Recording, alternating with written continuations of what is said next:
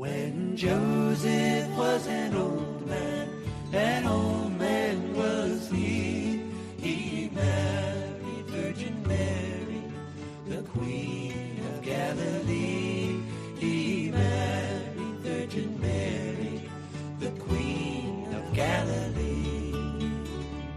And one day as they went walking, all in the garden green, there were berries and cherries as thick as baby seen. There were berries and cherries as thick as baby seen. Then Mary said to Joseph, so meek and so mild, Joseph, gather me some cherries, for I am with child. Joseph, gather me some cherries, for I am with child.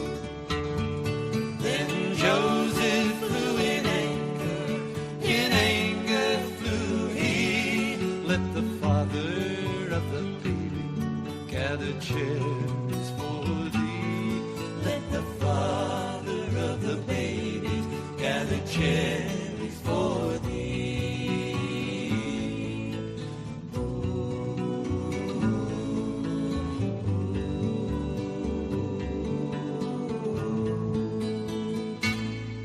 Then up spoke baby Jesus from out Mary's womb. Bowed down, he told his dream that my mother might have some. Bowed down, he told his dream that my mother might have some. So bend down the tallest tree to touch Mary's hand, says she. Oh, look now, Joseph, I have cherries at command, said she. Oh, look now, Joseph, I have cherries at command.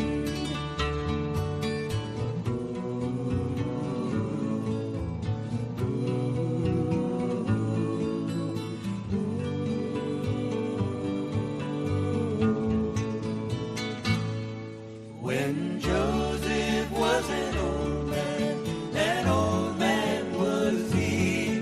He married Virgin Mary, the Queen of Galilee. He married Virgin Mary, the Queen of Galilee.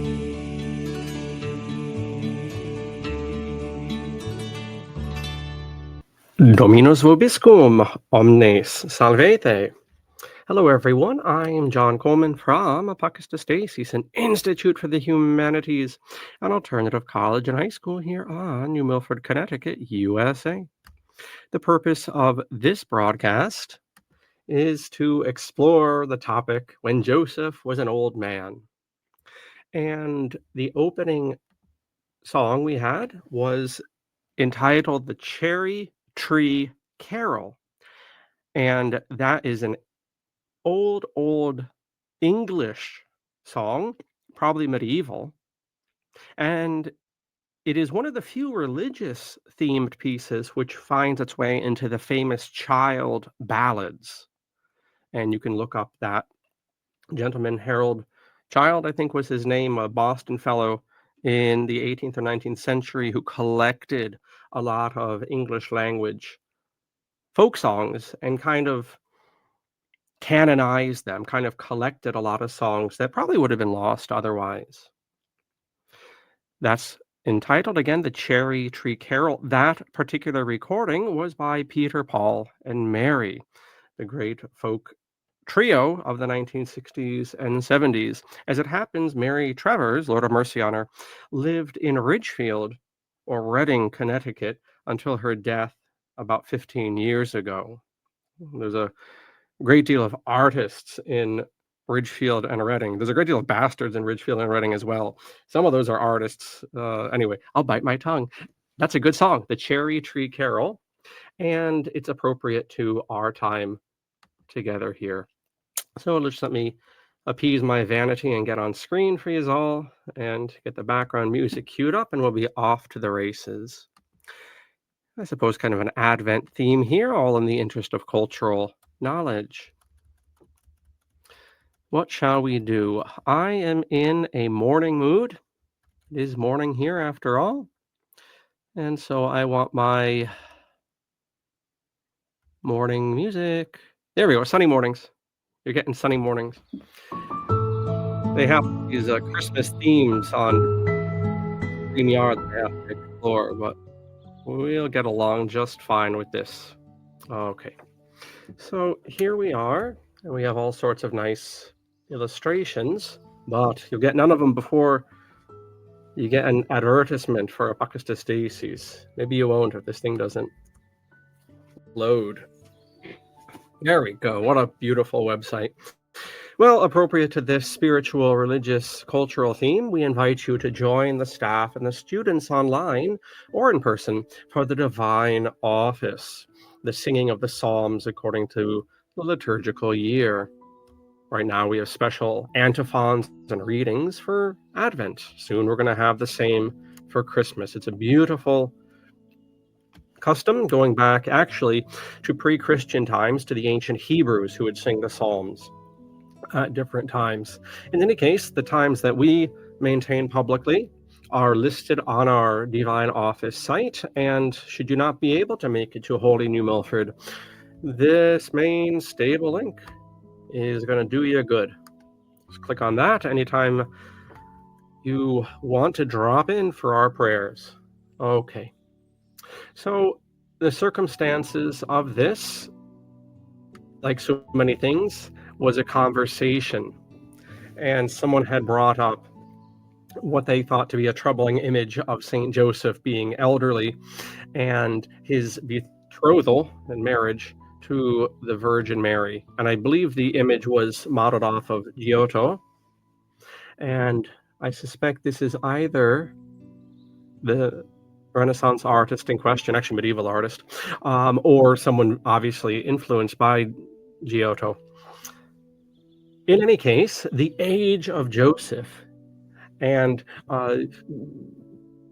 there was obviously a great discrepancy in the way the artist presented it, as is the case here, and as is generally the case. Joseph is presented as very, very elderly in much art. So I'd like to get into that and then make a point, and hopefully it's helpful.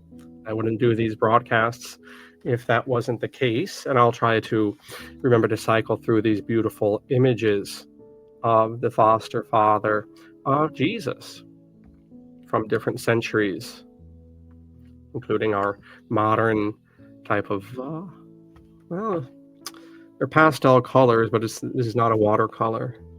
Almost an oil. It's like a thick layers of paint on this. Anyway, all sorts of imagery for this most honored figure in Christian mythology and hagiography. Just before we get into an article that I think hits this nail on the head, get it? Joseph's a carpenter, hits the nail on the head. One interesting factoid, you can do with it what you will, but had there not been this disruptions politically in the Old Testament times, particularly the book of Maccabees and all of the events there too, the king of Israel at the time of Christ's birth would have been Joseph. Meaning, had the politics not intervened, had life not happened, as we say in America, Joseph actually would have been the actual ruler civilly of Israel.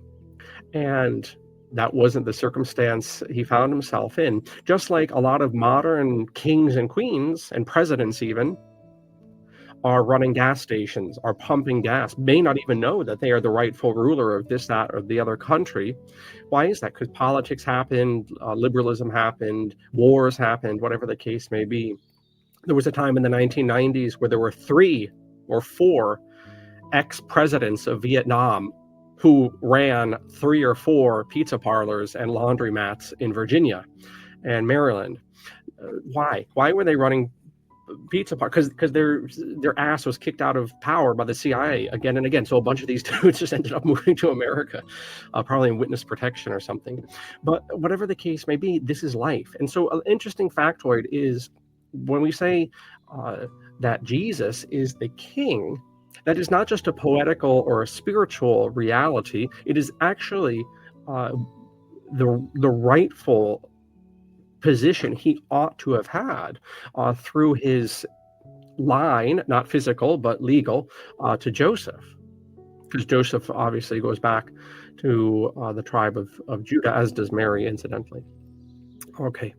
And by the way, I don't want to get too off track here. The Hebrews of the Bible followed patrilineal lines. The modern Jews follow matrilineal lines. That's why a modern Jew is someone whose mother was Jewish. That is not the biblical time custom. It was very, very clearly stated in the law of Moses. That's one of a number of reasons you know that modern Judaism has nothing to do with the spiritual system of the Bible. Okay, so here's a helpful article. Old Joseph, Young Joseph, subtitled, Was St. Joseph a young man or an old widower when he married the Blessed Virgin Mary? All right, and I suspect that the unease that prompted this recording, that is to say the tremendous age discrepancy that's often depicted between Mary and Joseph, I suspect that that has to do with modern sensibilities, and I'll address that at the end here. We want to, in this topic, I want to not become a creature of my age. I want to listen to the prophet Isaiah and not care about, I shouldn't phrase it that way, not fear what this people fears and not love what this people loves. We don't want to become a creature of our time, and I suggest that there may be something of that here, but I'll circle back, as Miss Psaki used to say during the old Biden press conferences, to that. Old Joseph, Young Joseph by Joe Hershmeyer from the Catholic Answers Ministry, I guess you call it. I think Catholics call it apostolate, same idea. Was St. Joseph an old man or a young man when Jesus was born? Scripture does not tell us explicitly, and there's no consensus within Catholic art or theology on the matter. Our own assumptions about Joseph's age might depend on which art we happen to see. For instance, Caravaggio's Rest on the Flight into Egypt depicts Joseph as an old man with gray hair and a gray beard, alongside a young Mary, nursing the Christ child. But El Greco's St. Joseph and the Christ child, painted only a few years later, depicts Joseph as a much younger man. So here is Joseph as such. This is not the image. Oh, this might be El Greco, the Greek. That's what his name means, although he painted in the West. This actually might be an El Greco, but don't quote me on that. Nevertheless, what we are seeing is an old Joseph and a young Joseph. So we have an artistic meditation here. We don't have anything in Scripture, and more importantly, because the Church precedes Scripture in authority and in history, the Church has no teaching on the age of St. Joseph, so it's an area ultimately of free discussion. However, pursuant to the 22nd chapter of Proverbs, verse 28, Proverbs 22, 28, well, don't rely on my mind to remember something. Do not remove the ancient landmark that your ancestors set up. So when we deal with a topic such as the age of St. Joseph, and the Church has no position on it, and we may have free discussion on this point, therefore, at the same time, we don't want to enter into novelty, and we want to honor the customs of the Christians who came before, because they probably knew at least as much as we know, maybe more. We don't want to remove the landmarks pursuant to Proverbs 22, 28. That's my plea here. So we have an old St. Joseph. Ultimately, I'm going to make a point that this should not really disturb us, although we may be disturbed by it, given modern sensibilities. And I would say modern exaggerations of certain points, but I'll get to that. These days, the quote-unquote old Joseph camp is largely associated with the eastern half of the church, the Eastern Catholics, or the Uniates as they're called, and with Eastern Orthodoxy. Why might a person believe that St. Joseph was an older man? Usually the people holding this view believe that Joseph was a widower, and that the brothers of Jesus mentioned in the Bible were Joseph's children from a previous marriage. Saint Epiphanius, for instance, argued that Saint James, quote, was one of Joseph's sons by his first marriage, not by Mary. Additionally, those who hold the so-called old Joseph view point out that Joseph appears to have died sometime between Jesus' 13th year and his public ministry, so a gap of about 20 years, the so-called hidden years. The last we hear of him is after the finding of Jesus in the temple at about 12 or 13 years of age. Right, so you see that Joseph drops out of the biblical narrative, and old people die. So that's one of the inferences, we'll say, between the lines that would lend credence to the age of Joseph. But also, you really can't pull on one aspect of hagiography, especially hagiography related to the family of Christ and the Bible times and the times of Revelation. You really can't pull on one thing except that you pull on others. This is sometimes called the seamless garment theory. And so, we want to ask ourselves, well, why should Joseph be an old man? At least in why has art chosen that? Okay, it seems to have some bearing between the lines on what the Bible does state about the man. But also, there is in the Bible the mention of Jesus's brothers in the English translations. And this causes huge problems for any ancient Christian tradition because it is the universal belief of the resurrection community for 20 centuries that Mary was a perpetual virgin before, during, and after the birth of Christ. Therefore, Jesus has no siblings. Now, modern literalist Americans who are trapped in the English language and this sort of thing and literally only have the Bible, or at least part of the Bible, missing the Deuterocanon. In America and American types of Christianity, this is completely lost because remember what I said about becoming a creature of our time? In modern America, a brother or sister has only the sibling connotation to it. People really can't think on nuanced levels. We might say that occasionally, hey bro, that's actually a bit of slang that's gotten popular, but that'll fizzle out in a couple of years anyhow. When people mean brother or sister, they mean it almost always in modern American English in this literalistic sense. And so this has unfortunately reinvented the topic, or renovated the idea of the perpetual virginity of Mary. But so getting back to the age of St. Joseph, well, old people, they don't just die, but often they have families before they die. And one of the theories, as we just read, is that Joseph had children from a prior marriage. All of this, of course, presses into why it should matter that Mary is a virgin perpetually. That's a whole other subject, but it does have to do with original sin. And original sin being passed through the male line. Adam is the leader of humanity. He's like the federal representative of humanity. And because of Adam's failure, this original sin is passed down. It is, after all, just to be very blunt, it is after all, and actually the man from whence life, physically speaking, comes.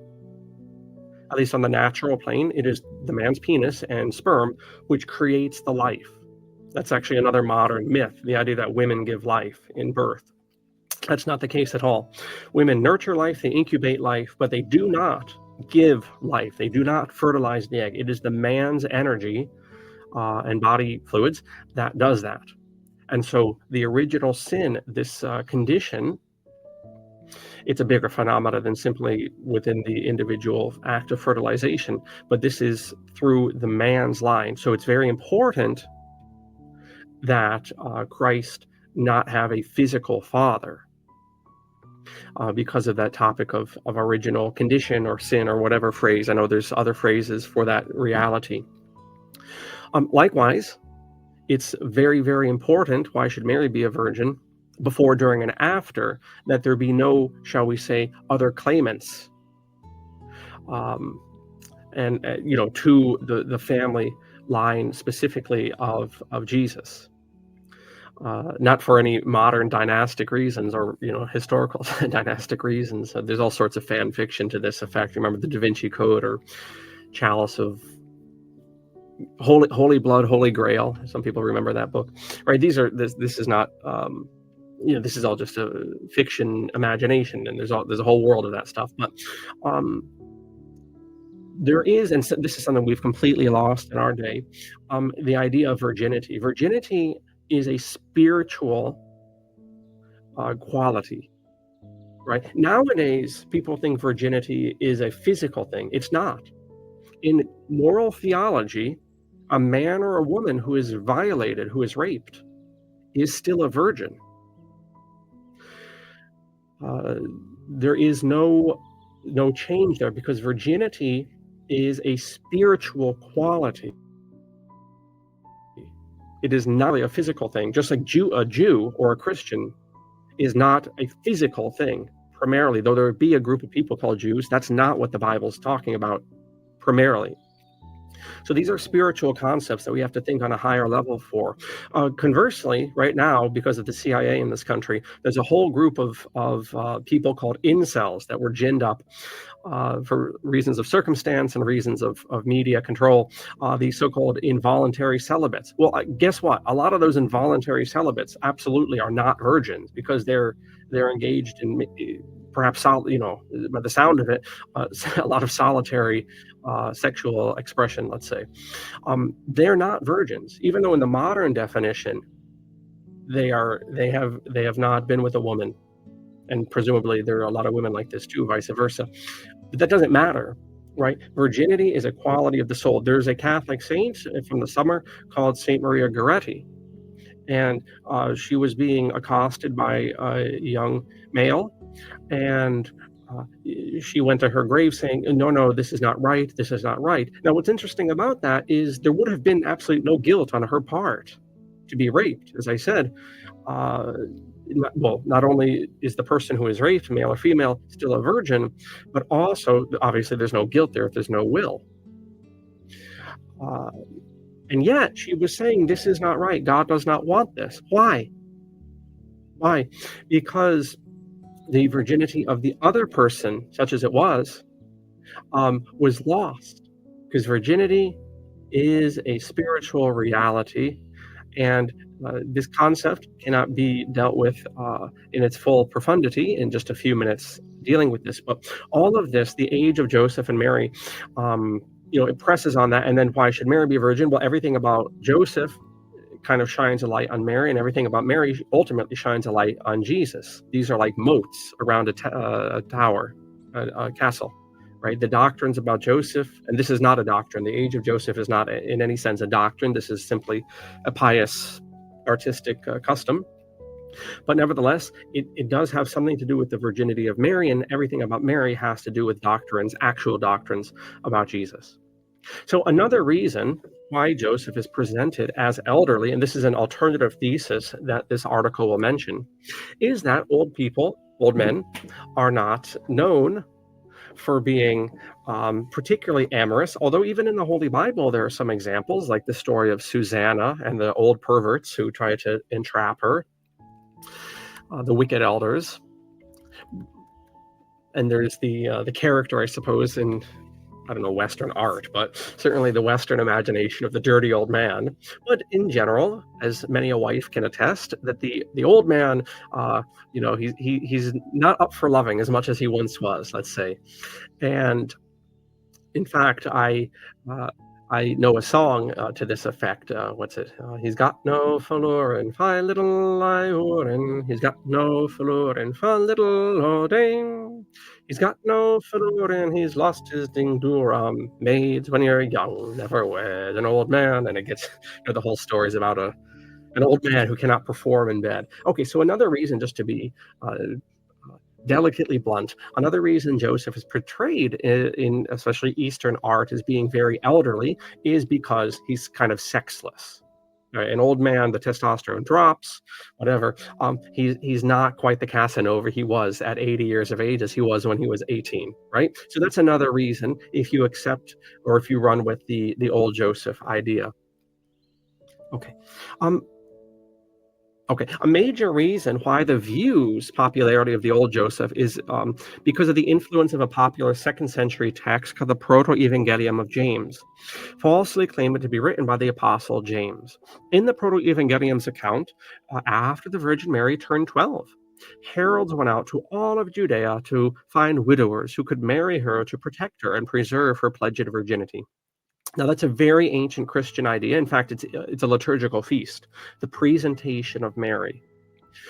So there's the belief that Mary was offered in her childhood as like an altar girl. I don't know how you say, like a Girl Scout for the temple. Like she would like prepare the flowers. I'm having some fun here, but she lived in the temple. She prayed with the holy virgins, like Anna.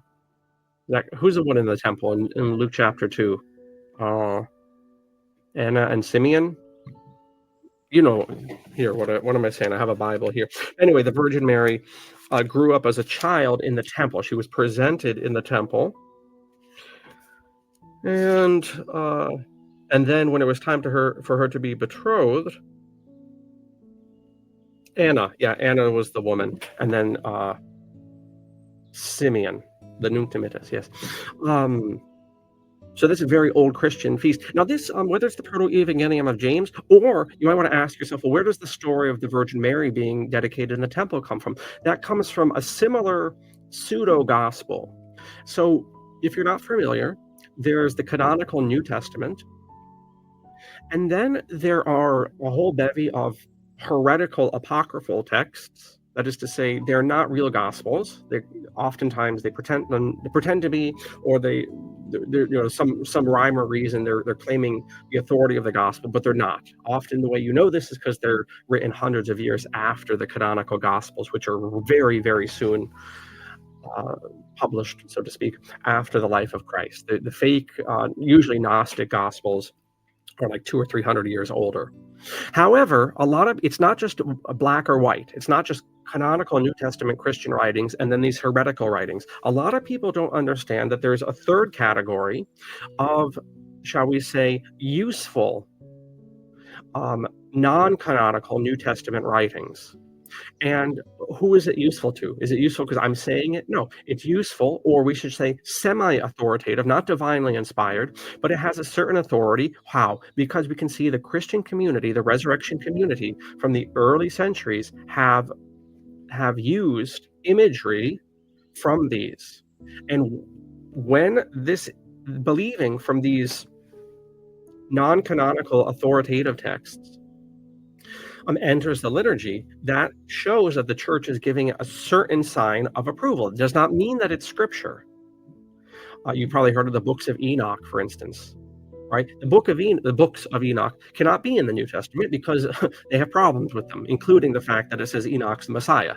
A lot of people don't realize that. The reason the books of Enoch are not in the Bible is because it says Enoch's the Messiah. However, we know even from the canonical New Testament, like St. James, that there is a certain authority given to the book of Enoch because it's referenced about the angels in Tartarus and things like that. And so this is very difficult for modern people to understand, that you could have a text like this middle category where it has a certain authority, especially if it has a liturgical feast like the presentation of Mary, and yet isn't accepted because it has problems. Modern people can't think like that. They can think of good or bad, left or right, on or off.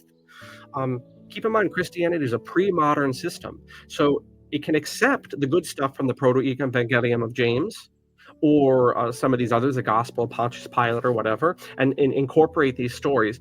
And I just wanted to talk about that because it's appropriate altogether to this. So this paragraph gets into this story. And then where does the idea of old Joseph come from? Perhaps the 6th century Egyptian text called the History of Joseph the Carpenter went farther, claiming that Joseph lived to be exactly 111 years old, presenting Jesus as saying Joseph lived 40 years unmarried.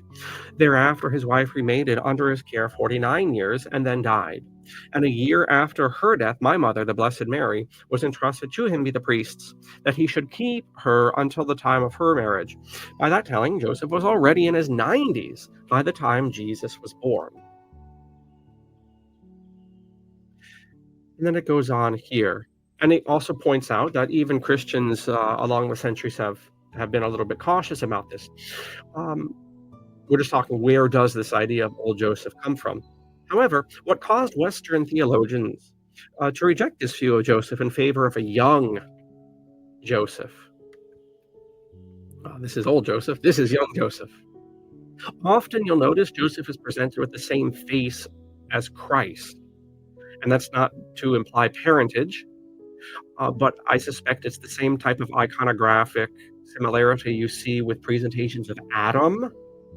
Right? Adam in the garden is often presented with exactly the same face as Christ. Christ is the new Adam, get it? So you'll notice that with Joseph. For the young Josephs, they tend to present him with a similar face to Christ. Okay. Partially, this rejection of the old Joseph was the influence of St. Jerome, who argued that the brothers of Jesus were actually first cousins. Right? So in the Eastern churches, as a general rule, well, how do you deal with the brothers of Jesus, so-called, and sisters? Oh, they were children from Joseph's first marriage. And this makes Joseph older, makes the Jesus and Mary his second family, also makes him old and sexless, right? Got that? Got it? Okay.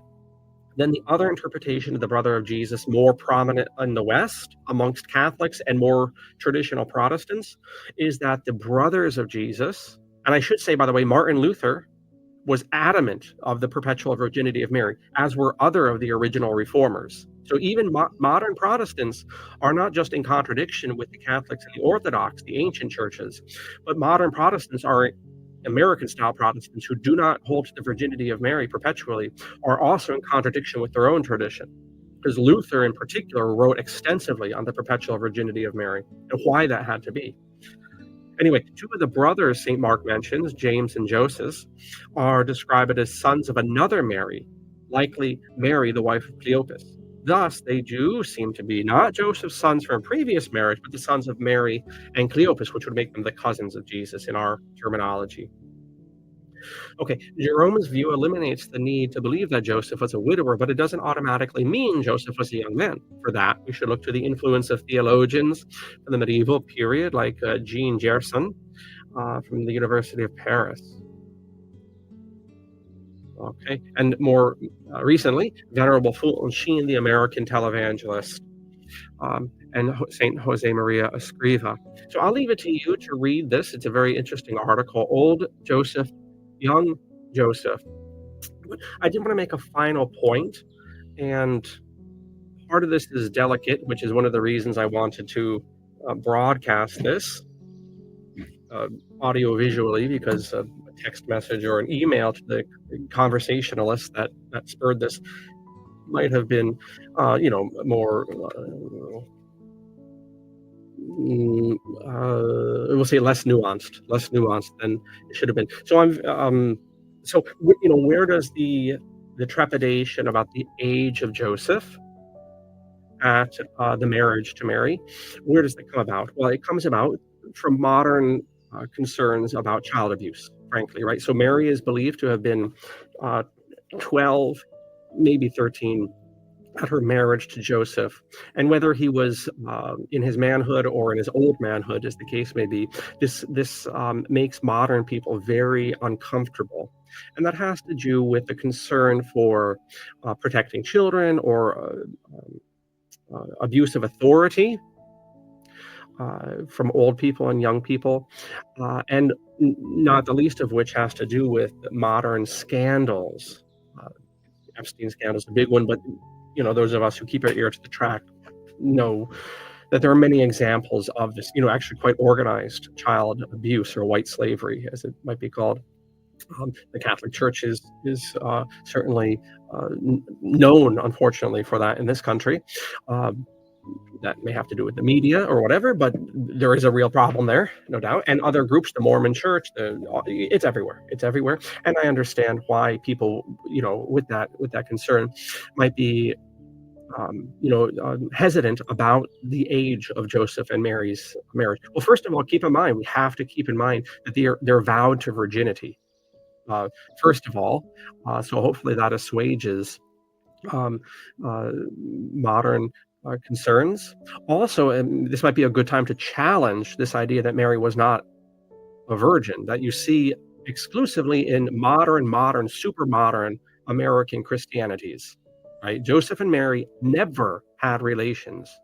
Joseph may have from a previous marriage or not, pursuant to the article, but Mary absolutely never did. And this has been the universal teaching of the church from the earliest centuries, held by Orthodox Catholics and the original Protestants and the non-American Protestants.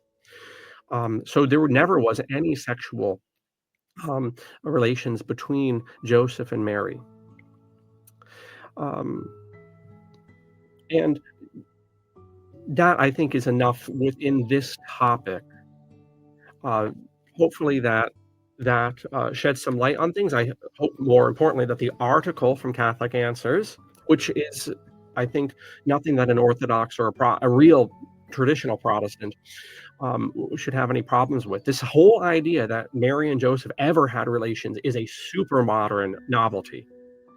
And like a lot of like novelties in general, theologically, they end up tripping over all sorts of theological landmarks that people aren't even aware of. And this has to do with our modern culture of people without information going ahead and talking publicly on things. Even a lot of our religious leaders don't have the qualifications to be speaking on these sciences. Anyway, I hope this does assuage any discomfort on this topic. There's more I could say about age discrepancies and whatnot, but that would be a different discussion, because it would presuppose that there would be physical relations. But that I'll save for another discussion. I would like to talk in the future about some of the detritus from the sexual revolution, which I think has inadvertently soured people.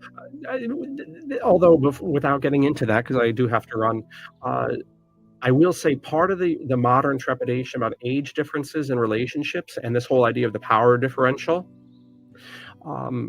is a very roundabout consequence, a bad consequence of the sexual revolution, where we assume and associate the erotic with everything. So it's not just theological novelties, but we assume the erotic with so many things, and that casts a sourness on a lot of life. And that's a huge topic, and that presses up onto many, many points. So I'll say that because eventually I would like to address this whole predator catcher online phenomena, and I could get into the more sociological stuff. I don't want to mix sacred sciences and the secular in this moment.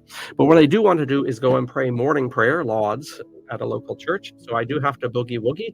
I do hope this has been helpful. You can catch the article from Catholic Answers linked below with this various citations, and then you can join us for prayer here. Thank you so much.